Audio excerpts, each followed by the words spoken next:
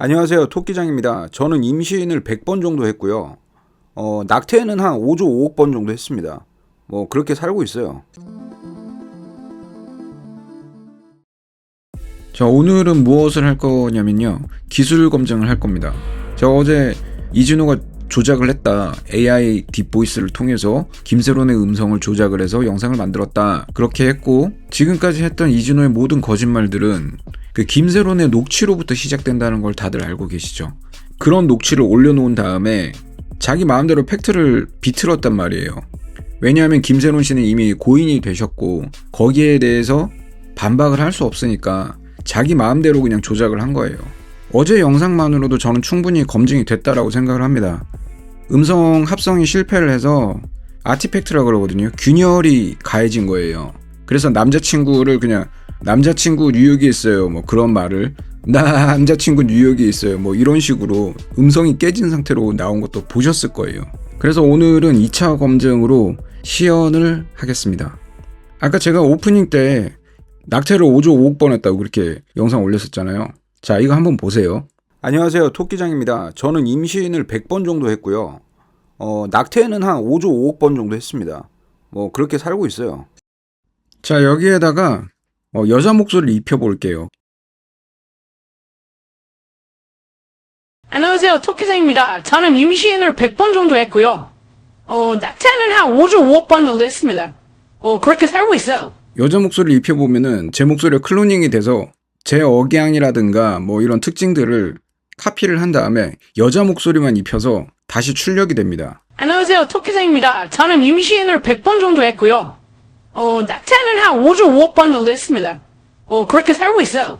저는 이런 거를 한 번에 들으면은 캐치가 돼요. 근데 여러분들은 캐치가 잘 안 되잖아요. 그래서 이거를 한번 합쳐서 한번 들어볼게요. 얼마나 카피를 잘 하는지, 지금 AI 기술이 얼마나 제 인토네이션을 잘 카피하는지 그걸 한번 보겠습니다.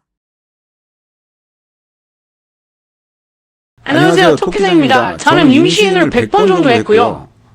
낙태는 한 5조 5억 번 정도 했습니다. 그렇게 살고 있어요.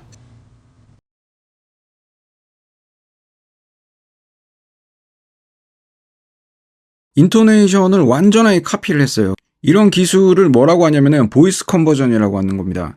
제 억양이라든가 뭐 이런 기타 등등의 것들을 카피를 한 다음에 그 위에다가 다른 사람 목소리를 입히는 겁니다. 그냥 제가 이렇게 말을 하고 김세론 씨 목소리만 제 억양 위에다가 얹어 놓을 수가 있다라는 거예요. 가세현이나 이진호가 이런 방식으로 해서 녹취록을 조작을 했죠. 사건의 발단부터 한번 돌아보도록 하겠습니다. 처음에는 이진호 때문에 김세론 씨가 죽었다, 유족이 이런 식으로 발표를 했을 겁니다.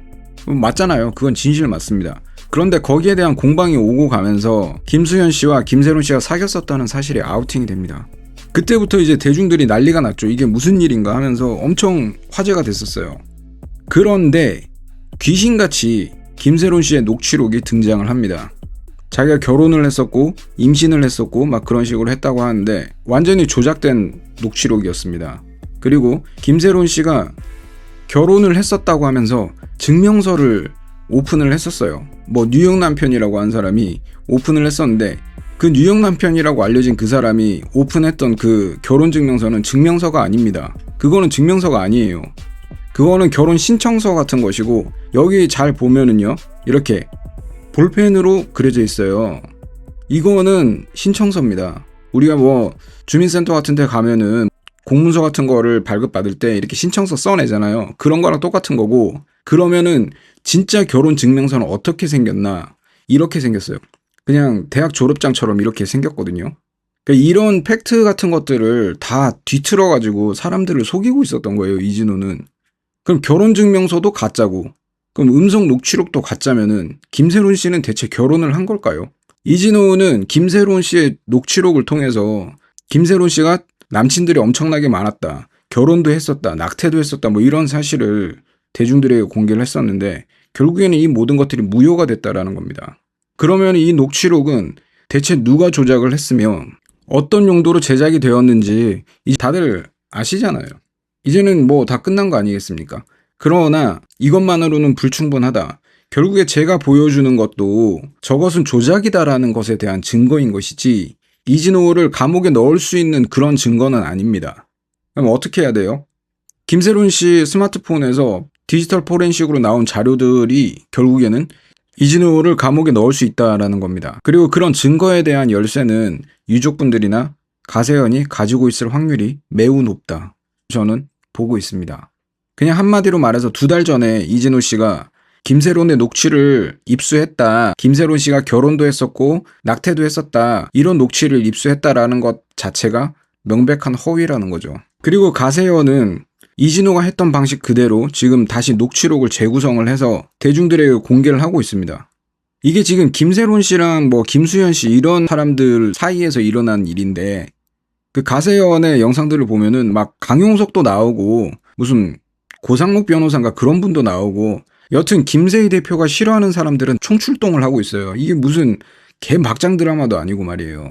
결국에는 증거는 가지고 있으니까 어차피 이진호가 조작을 했다는 것도 오픈할 수 있으니까 지금 이렇게 조롱을 하는 겁니다.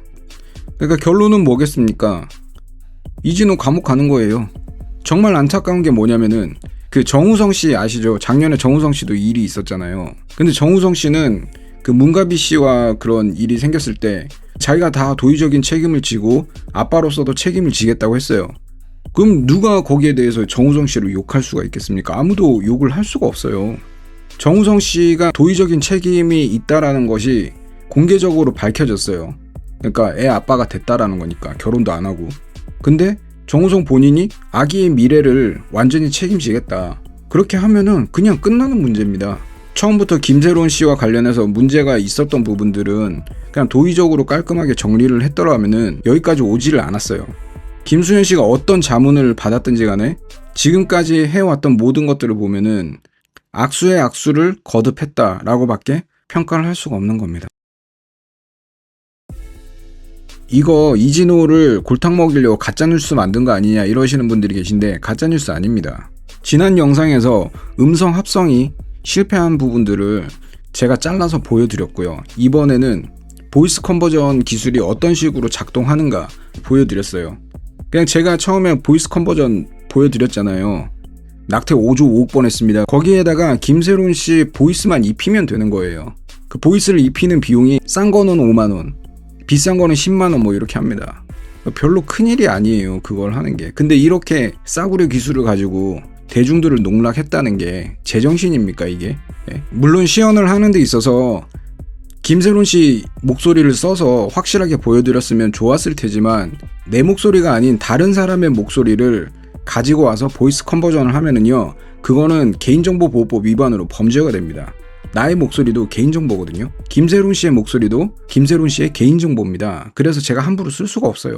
카라큘라가 처음에 이런 걸로 장난을 많이 쳤습니다. 녹취록 가지고 그거를 조작을 해가지고 자기는 무고한데 가세현이 자기를 막 이렇게 음해한다 이런 식으로 진짜 원본 녹취록을 들려주겠다 뭐 이런 식으로 하면서 장난을 많이 쳤어요. 이런 웨이브 파형을 오픈해서 보는 거는 누구나 할 수 있거든요. 뭐 아이폰 쓰시는 분들, 그냥 갤럭시 쓰시는 분들, 스마트폰에는 이런 다 시퀀서 어플들이 다 있기 때문에 웨이브 파형을 열어서 볼 수가 있어요. 근데 이런 개망나니 같은 주작질을 하고 다니니까 잡혀가지고 지금 감옥 간 거잖아요. 이렇게 유튜버들이 사람들을 막 속입니다. 근데 저희 채널은 그런 채널이 아닙니다. 이게 레카 채널이 아니라 그러니까 음악 리뷰하고 또 음악 좋아하시는 분들이랑 토론하고 이런 채널이에요. 저는 그냥 채널을 통해서 음악을 좋아하시는 분들이랑 대화를 하는 게 목적인 거지 이걸로 뭐 돈을 벌고 그렇게 할 목적이 전혀 없어요. 유튜브 이런 걸로 돈을 버는 거는 진짜 순간입니다. 순간. 그런 거를 위해서 노력할 필요도 없고 그냥 유튜브로 돈을 벌 생각이면은 차라리 직업을 구하는 게 낫다라고 저는 말씀을 드리고 싶어요. 어찌됐든 오늘 이렇게 기술 검증 해드렸고 또 지금 보니까 새로 오신 분들은 나이가 많으신 것 같아요. 그래서 오늘은 좀 약간 옛날 음악 하나 추천을 해드리겠습니다. 우리 한국 가요계 70년대라고 하면은 나훈아 선생님과 남진 선생님을 빼놓을 수가 없잖아요.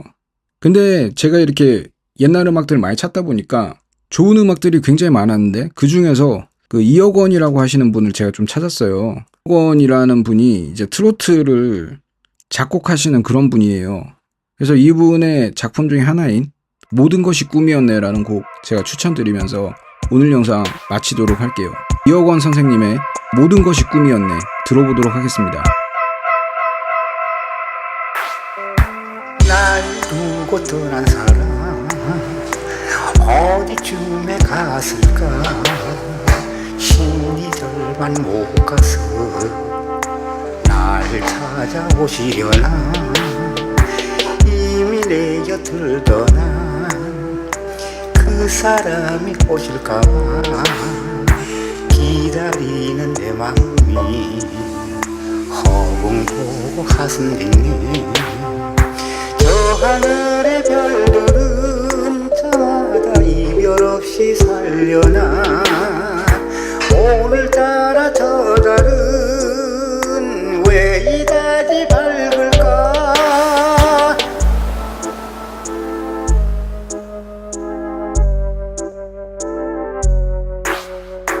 외로운 내 맘